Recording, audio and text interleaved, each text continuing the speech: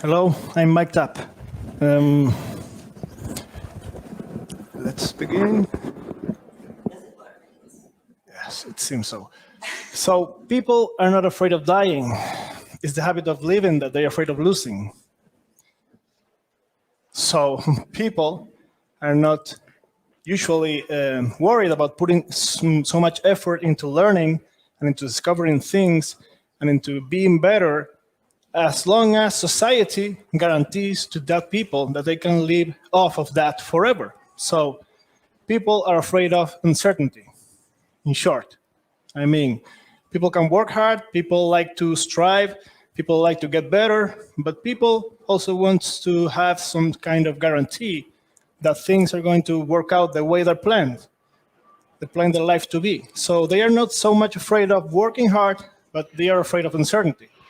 And that's why I usually advise to people, young people, but also people in general, that at the rate of change that we're having today and having nowadays, which is accelerating and maybe unprecedented in the history of mankind, you have to be able to do three things, these things. You have to be able to prepare for dealing with uncertainty. Prepare for dealing with uncertainty. Train yourself to be able to deal with things that doesn't follow your plans. Be comfortable with it. By training, you become comfortable with that. And that means that when you are comfortable with that, then uncertainty becomes certainty. So think about it. We go to the university or we study anything, something, and we plan our life a certain way, but it doesn't come out that way always. That's uncertainty. We don't like that. So we don't expose ourselves to uncertainty. That has a lot to do with entrepreneurship. That's why there are so few entrepreneurs in the world. But this is a very, very useful skill. So when you turn uncertainty into certainty, then you feel comfortable with that, and you can strive in moments like this, with a lot of change happening. Another thing I advise young people is to gain specific knowledge, which is knowledge that cannot be taught. You cannot be taught specific knowledge. Nobody here can teach you specific knowledge. For instance, nobody can teach you selling. Nobody can teach you negotiation. But you can learn that. You can learn that by observing people who is great at doing that. You can observe people who is great at selling. And of course, you can learn that by doing it yourself. That's specific knowledge. That's another thing that I usually advise people to do. Gain specific knowledge. Specific knowledge will be the contrary of typical knowledge. You can learn here mathematics, but you can't learn here how to sell. You have to expose yourself in the street and start selling. That's specific knowledge. I can teach you some tricks, but you won't be you couldn't call yourself a salesman or a saleswoman if you don't go out there and make it happen. So that's specific knowledge. And the third one would be hard skills. Hard skills are what usually behavioral psychologists call soft skills, but I call them hard skills because in my experience, I find it harder to find these hard skills in people than I find it for someone to become an engineer. It's less probable that someone can master hard skills, like dealing with people, treating people wisely, leadership, persuading people, than for someone to become an engineer. Even though becoming an engineer is something tough, but mastering hard skills is tougher. I am an engineer, that's why I say so. So imagine that, you know that movie, Inception? I'm sure you do. So making someone believe your idea was his idea first, in the first place, is as hard a skill as it can get. And it's a magnificent skill to have. So if you can do that, if you can persuade people and bring people to your position and lead that people to move forward, that's a very hard skill to master. Harder than becoming an engineer. Think about it, because I used to think that becoming an engineer or being very good at science was very hard. It is not. Treating people, dealing with people is harder. So I call them hard skills. So I advise people to train themselves, to expose themselves, and to try to gain and get hard skills. So I like to start all my talks like this. I don't introduce myself. I do it now. I am José Fortes. I am the CEO of Laureum. I run this small firm, consultants firm, which which we have expertise in innovation, strategy, and entrepreneurship. But I have an obscure past of being an executive in companies, so as chief innovation officer or CEO, and I stopped that world. I went out of that world in 2016 and founded Laureum. I am not a born consultant. I consider myself more an entrepreneur or an executive, a man that makes it happen. But people started asking advice from me, so the consultancy work came to me. I didn't look for that gig, but I believe it's important to when you work with consultants that you ask them what's the real experience in the real world. I mean, have you done what you are advising me to do? Have you actually done it? That's the crucial question for me. So I don't consider myself a consultant, but I am one. In Laureum, we work with clients, customers from around the world. Even before the pandemic, from 2016, we were working with people from Spain, but also from the UK, from Ireland, even from Australia, which is a very difficult time zone for us, but we did it. And we also advise the public sector here in Spain and abroad. Enough of Laureum. So let me tell you a little bit about the future of jobs, which I think you're more interested in than Laureum. So let's have a look. Let's have a look at these two columns. In the left, you have the 2018 most demanded skills in the marketplace, in the labor marketplace. And in the right, you have the trending, because this last report was in 2022, the trending skills that were most demanded in 2022. Analytical thinking and innovation is number one on both columns. So it's a staple. Everybody wants that. But there are some changes, or very interesting changes, that you can see on the right-hand side right now, like active learning and learning strategies, which means learning to learn and lifelong learning, which ties back with uncertainty. You don't study once and live off of that forever. You have to keep learning. Creativity, leadership, and social influence. We talked about hard skills a minute before. Emotional intelligence, hard skills, reasoning, problem solving, and ideation, which is a project here. So we definitely see here not only these mathematical STEM super hard skills, but we are starting to find these more soft skills, which I call hard skills. That's why I'm tying back the initial part of my presentation to these statistics, right? So let's have a look at the top 15 skills for 2025. Again, number one is analytical thinking and innovation. That's a staple. We don't question that. But we have this new one, number 9, resilience, stress tolerance, and flexibility. Why? This is a new one. What do you think is that? Maybe because there's more uncertainty than ever before. And we need people to be resilient. We need people that can tolerate stress and operate under stress. And we need people to be flexible and to adapt to changes. That's why it's a key factor now. It's a new one. And then you have here at number 4, critical thinking and analysis. This is an obsession of mine. Why? I wrote that down. My obsession, let me tell you about my thesis about critical thinking.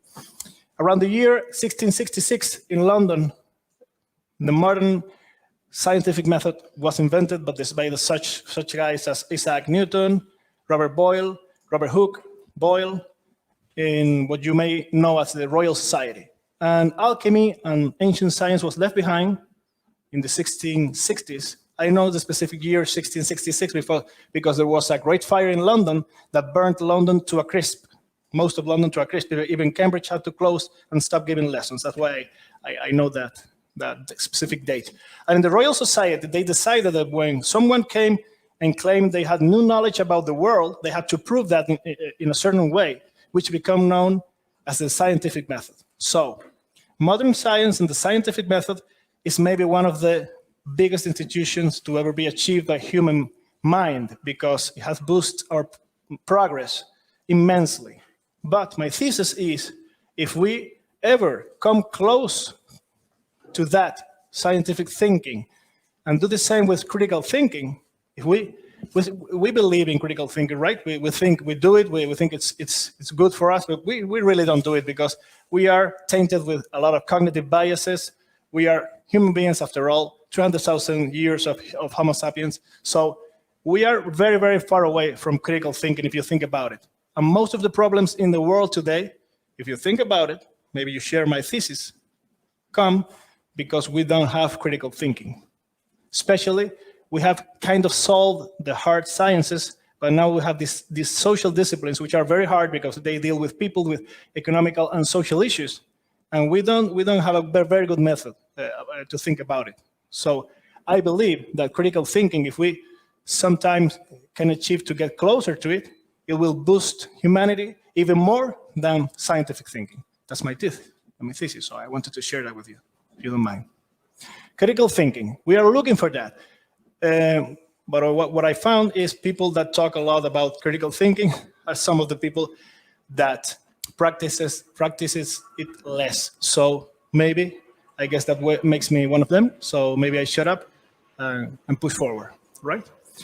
65% of children will work in professions that do not exist today. So how do we prepare them?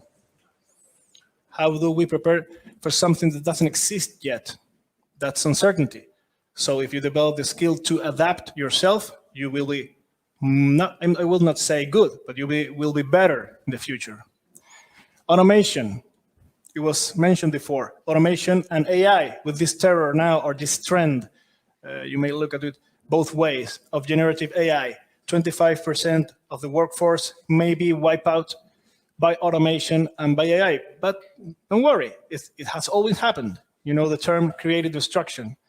New technology always or almost always creates more jobs than it destroys. For instance, just give me a little sample. In the US, the telephone operators that were working in the 1950s were 250,000, 250K. Today, less than 800 exists.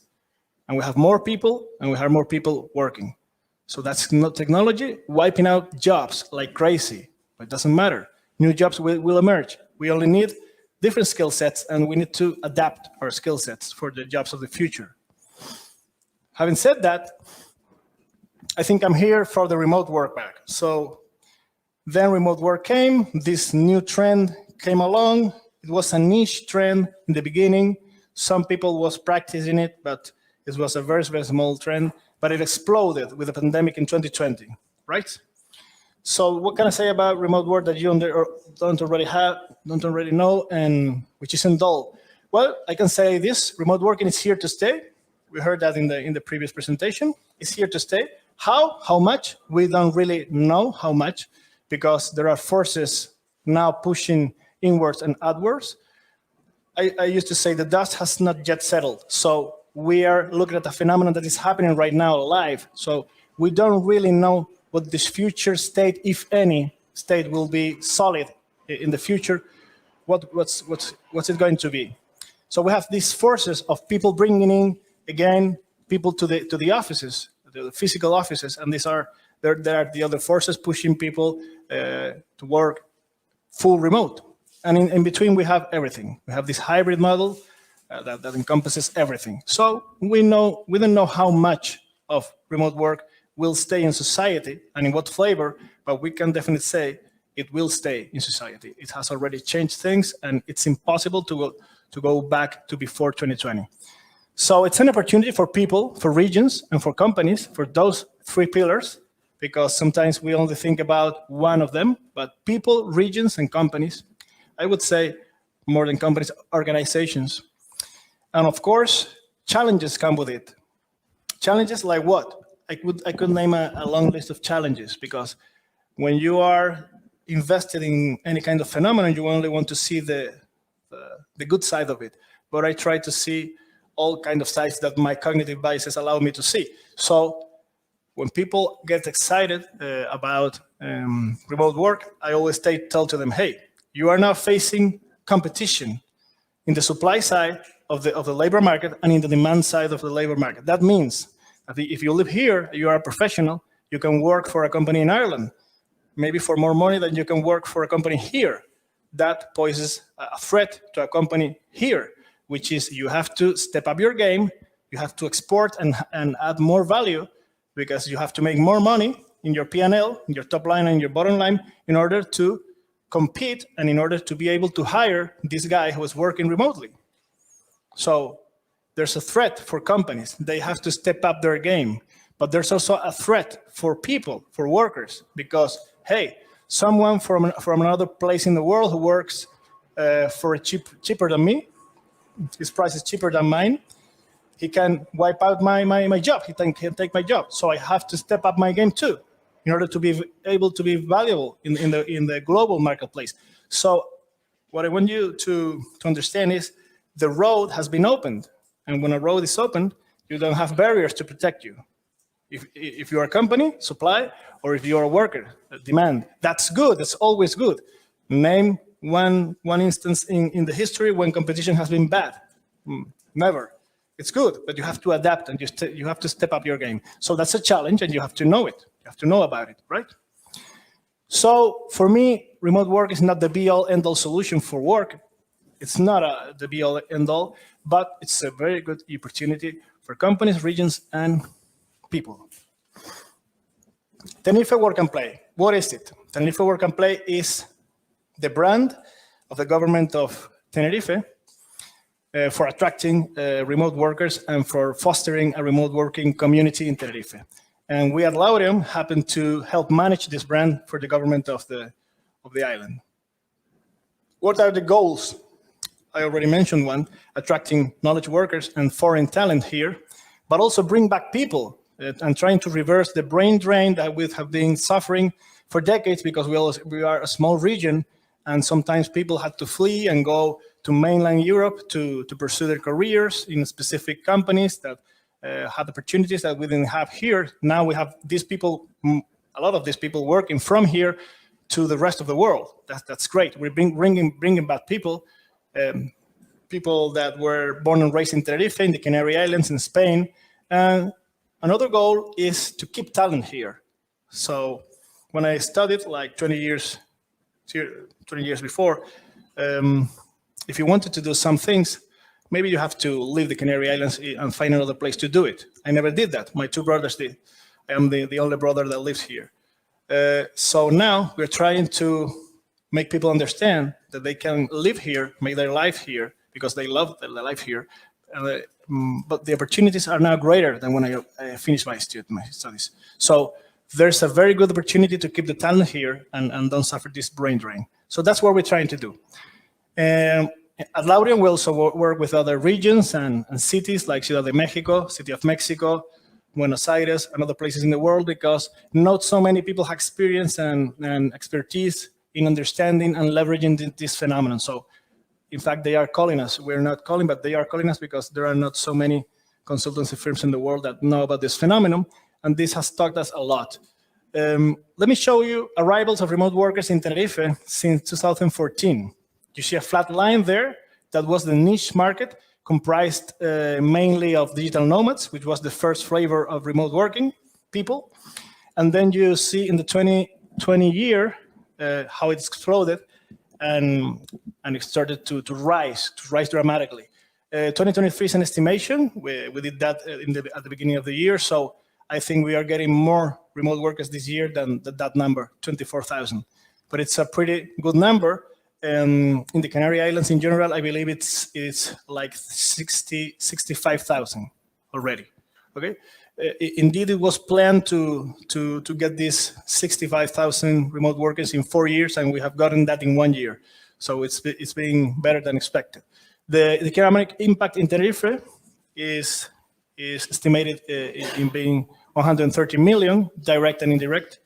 And what's good about or interesting about digital nomads and remote workers in general is that their expenditure in the destination is 3 times that of a normal tourist. So they require less resources and leave more value in the place.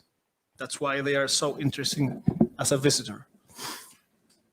So with what's been doing in Tenerife Work and Play this year and a half before is something that haven't been done before, which is mixing these 3 forces, which is local people, local professionals, local companies, local talent, meaning students of every kind, shape, or form, and remote workers, mixing them together. Because when you mix those bubbles of people, a lot of value arises. And I will give you an example moving forward. So this allows for knowledge transfer between those groups, which usually are isolated and don't know each other. We are connecting them so they get to know each other. That fosters innovation and creates business collaboration and even creates new businesses. New businesses are being created right now in this island because those three bubbles are starting to work together and to know each other.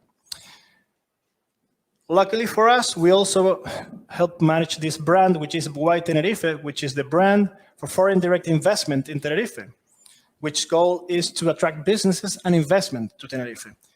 Why do we do that? Well, because we want a public bidding. That will be the short answer. But we were doing that way before the pandemic and way before we even knew what Why Tenerife was. We, as a private company, we were already doing that because we have clients around the world. So sometimes when we were advising them in innovation or strategy or product management or whatever it was, they asked us about Tenerife, how was the tax incentives in Tenerife, and so on and so forth. And we ended up collaborating and like being ambassadors for Tenerife. So we decided to go to this public bidding, and we won.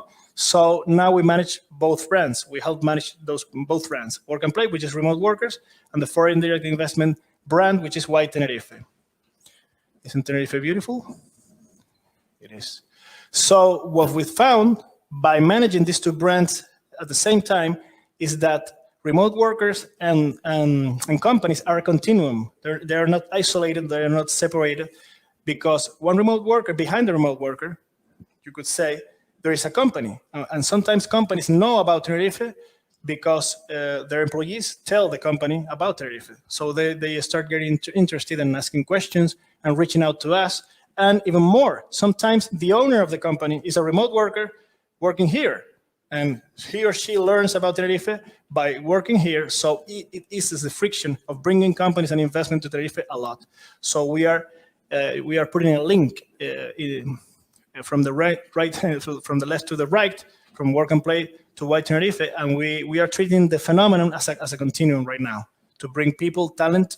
We call it knowledge economy to encompass all to Tenerife. We've already done that with, I would say, quite success with some industries like the movie industry, the series industries. We didn't have this industry in the island or in the Canary Islands 10 years before. We didn't have that industry, but now it's common to see Netflix, Apple TV, whoever it is, filming in Tenerife, filming in the Canary Islands. You may know this series, The Witcher, or this beautiful road in the Teide, or the Foundation series by Apple TV. You can see the concert hall here, and this is how it looks in the series. So we've already done that. We've already been able to grow certain economic industry here that didn't exist before. So that's what Why Tenerife is all about, and we're trying to tie remote workers into that mission too. And we're doing that by selling Tenerife, selling what's good about Tenerife, which is the weather, maybe the best weather in the world, I don't know. You are the judge of that. Nature, landscape, very different landscapes and locations in a very, very small territory. Safety isn't even a concern here. What is safety? What is safety for a guy from Tenerife? I don't know what safety is. I don't know what safety is. I don't think about it. The cost of living is cheaper than most places in mainland Europe. Connectivity, we have great internet here because we have fiber optic submarine cables with great bandwidth, and we have the same time zone that Dublin and London. So we have a EU time zone, which is great for remote working because companies ask their remote workers to live in a time zone where they can work together with the company, the headquarters. We have a great ecosystem of remote workers and companies, and it's growing fastly, and we have great tax incentives. So tax incentives are very aggressive, very good, but people don't always come here because of that, but because they seek some kind of life-work balance, and Tenerife is very, very good for that. And we're attracting people by selling this or making them people aware of these benefits. But we are also promoting the destination, promoting Tenerife around the world. That's 2 events in London, Urban Festival, and the right one on the right hand side you can see Running Remote, which is the biggest corporate remote working event in the world. That was in Montreal, but we've been in Lisbon, I believe, 2 weeks ago. That's how we try to promote the island. And then we are also trying to strengthen the community. I mean, there's a community in Tenerife which is very strong with 3 poles in the north, in the south, and in the metropolitan area. We try to strengthen this community by the events that we do, but it's mainly community driven. They do their own events. We help them in any way we can, financially or otherwise, or both. And then we create this kind of events. In that particular event, 200 plus people attended, and it was a total success in terms of the people that got to know each other there, because it was the first time we did for real this mixing of local talent, local companies, and remote workers. They were all there, and I will tell you a story about that. We finished that event with a bit of worry because we didn't know if that wooden dais at the end could stand 200 plus people, or if we were going to die. So people said that, and I said, hey, maybe it's not a good idea. But we lived. So that's pretty much what Workaplay is about. But let me tell you some real life stories. Do you want to hear some real life stories? Okay. I will do it anyway. But it's good to know. It's good to know. Yeah, so some real life stories. Let me begin by telling you a story that is a story before remote work came along, before the boom of remote work, because I want to stress the hardship this guy went through, the willingness to adapt to uncertainty, the willingness to better his future, and what he had to do to accomplish that. So meet Agustin. Agustin is from Argentina. Agustin is from Argentina. I don't know if you know Spanish.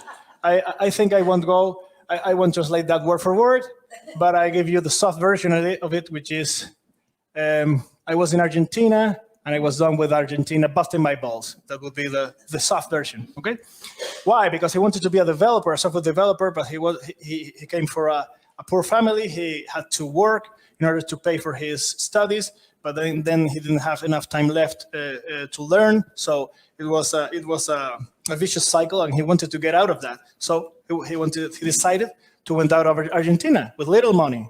So what did he do? He lived there in Santiago del Estero, which is like saying he lived, I don't know, nowhere.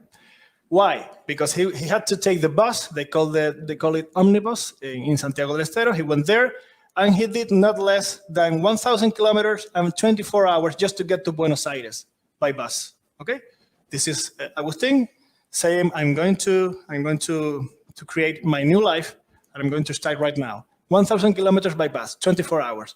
He arrives at Buenos Aires, and then he flies to London. Before he flies to London, he does some planning. He prepares because he knows that this thing, which is called pesos argentinos, in some places of the world, it's not considered money. In Argentina, they consider that money, but in some places of the world, it's not considered money. So he prepared for that. And when he arrived at London, he went to the exchange office, and the clerk told him, hey, I cannot exchange euros for this because I don't believe this is money.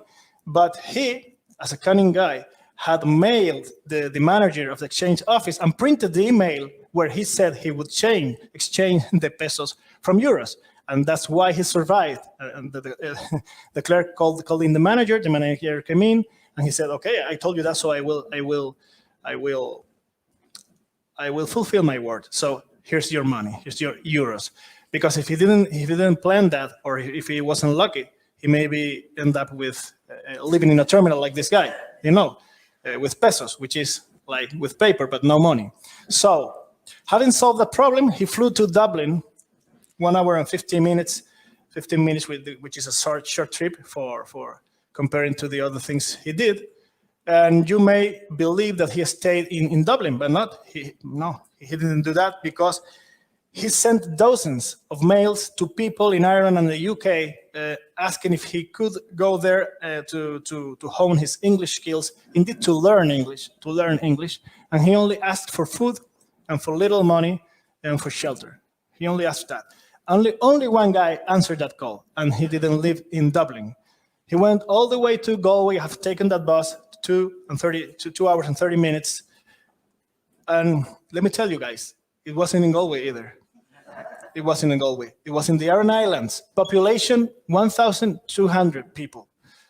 And we are reaching the very limits of Google Maps here because, sorry, we could not calculate driving direction from Galway to Aran Islands. No, you cannot do that because you go by ferry. And let me show you what Aran Islands look like, okay?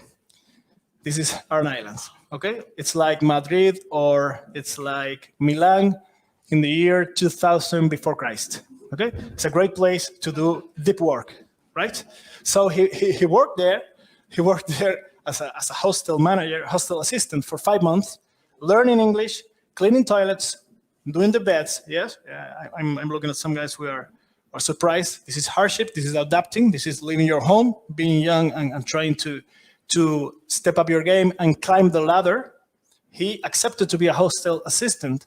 Then he applied for a job as a customer service guy at an IT company because he knew that he would never get a job as a developer because he had no experience. So he started from the bottom. He worked for that for 1 year. Then he moved into the integration department closer to developing. And eventually he got hired as a developer and has worked as a developer ever since, which is 5 or 7 years ago, I can recall, when he told me that story. So that's a success story that I wanted to share with you because this guy was faced with hardship and he had to do a lot of adaptation, and he did. Okay. Do you want me to tell you another story? Yes. Yeah. Good. Very good. For those of you who don't want that, too bad, because I'm going to tell it anyway. So this is after remote work story. Okay. Meet Ivan Gonzalez. Ivan Gonzalez was sad because Ivan Gonzalez was working here, but he didn't have things going on his way. He wasn't happy with his work, and he received a call. This was before 2020, a call by me because we were working with a client in Ireland, and they asked for developers, and they challenged me, and they told me, hey, you always say that the developers from Spain and from the Canary Islands are very, very good, so let's try that. I challenge you. Look for someone who can work for me. So we tapped onto our network, and we found Ivan. I remember I called him from here in this university. I was working here, I don't know why, and I called him. I told him about the interview. I called him and some other guys, and he was the guy who passed. So now Ivan was hired by an Irish company as a developer, and he was happy. He was things going on for him in his life, and he was very happy. But this is not the real story. Now meet Dali Vidic. Dali Vidic is a developer. You know her? I know her. you know her. So you may be able to tell her story better than me. So Dali is a computing software engineering student, not engineering, but software developer student, and he went to this event. So Ivan and Dali met there because I asked Ivan if he could speak to other people who can relate to him, and that was a success because when you see someone like me who is old speaking to students, they can relate with me, but they can relate with Ivan. So Ivan told people his story, and then Dali got interested. And after the event, we had this networking thing at the lawn of this great hotel that we have in Tenerife, and that was a long networking day that led to a long networking night. It was really fruitful because you can see here businesses taking place. You can see here new collaborations, new ideas being discussed, and a lonely man. A lonely man? You know, it happens. Somebody attends an event and nobody wants to talk to him. It happens, no big deal. So they met there, right? So Ivan, what's going on in the life of Ivan work-wise at that moment? He was working for a US company at the moment, and he also was working on a side project for an Irish company that were friends with him. He was working these 2 jobs. His main job was the US company, and his side project was with this Irish company. So Dali came up to Ivan and told him that she wanted to learn 2 things: how to be better programming as a developer, because Ivan talked a lot about that, about how he wanted to be the best developer he could be, and he was always trying to learn. She told him that she wanted to work with him to achieve this excellence, this level of excellence, and also to understand how to work for companies remotely. So Ivan accepted the challenge, and Dali started working with Ivan, right? Am I right? Yeah. But she was so committed and she was so good that eventually Ivan recommended Dali to the Irish company, and now she's hired part-time by this Irish company, right?